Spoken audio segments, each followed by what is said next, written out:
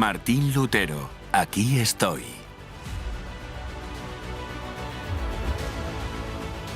Lutero había sido convocado a juicio.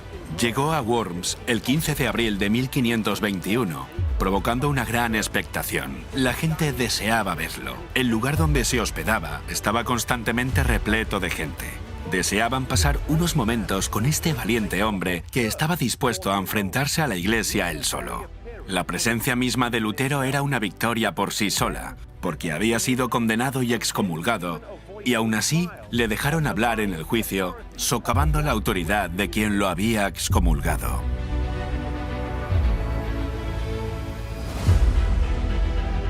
Debemos entender que Lutero, en este momento de su vida y ministerio, no tenía ninguna intención de separarse de la Iglesia. Comentó que no se ganaba nada con el cisma y que esperaba poder reformar la Iglesia desde dentro. Uno de los principios claves de la reforma que Lutero defendía y a lo que se aferró firmemente era que la Biblia era el fundamento de toda creencia y práctica cristiana. Por eso, cuando lo acusaron de error y herejía, simplemente invitó a sus acusadores a que le demostraran con la Biblia dónde se hallaba el error.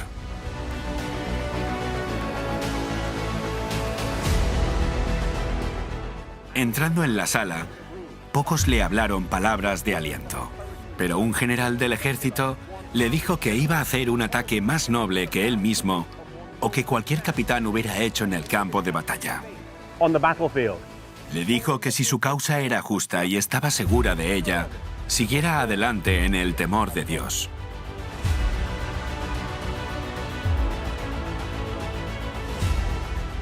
En el juicio a Lutero le preguntaron dos cosas. En primer lugar, si los libros eran suyos, y en segundo lugar, si se retractaba de ellos. Lutero contestó que los libros eran suyos, pero pidió tiempo para elaborar su respuesta y decidir si se retractaba o no.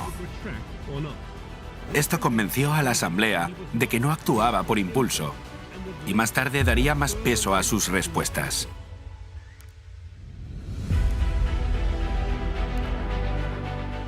Al día siguiente, cuando Lutero dio la respuesta, dividió sus escritos en tres secciones diferentes.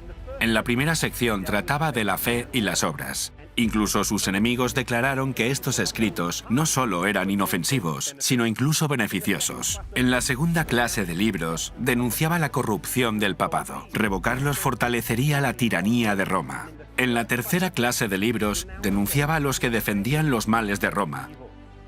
Aunque admitía que había sido muy duro en sus respuestas, no estaba dispuesto a retractarse. Hasta ese momento, Lutero había hablado solo en alemán. Ahora se le pidió que diera su respuesta en latín. Aunque estaba cansado, consiguió hacerlo. Esto dio más peso a su respuesta, ya que todos en la sala escucharon por segunda vez su argumento. El portavoz lo presionó para dar una respuesta directa con la pregunta: ¿te retractas o no te retractas?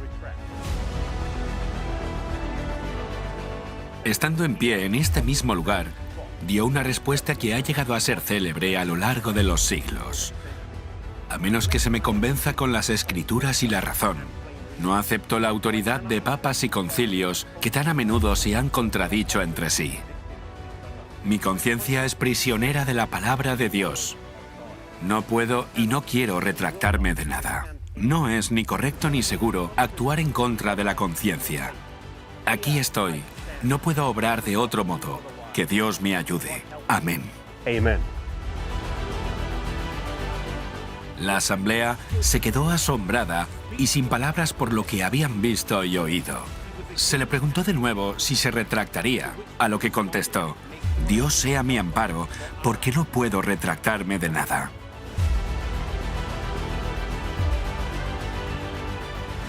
El valor con el que Lutero habló en este juicio ha inspirado a muchos desde entonces a colocarse del lado de Dios frente a la oposición y a las adversidades.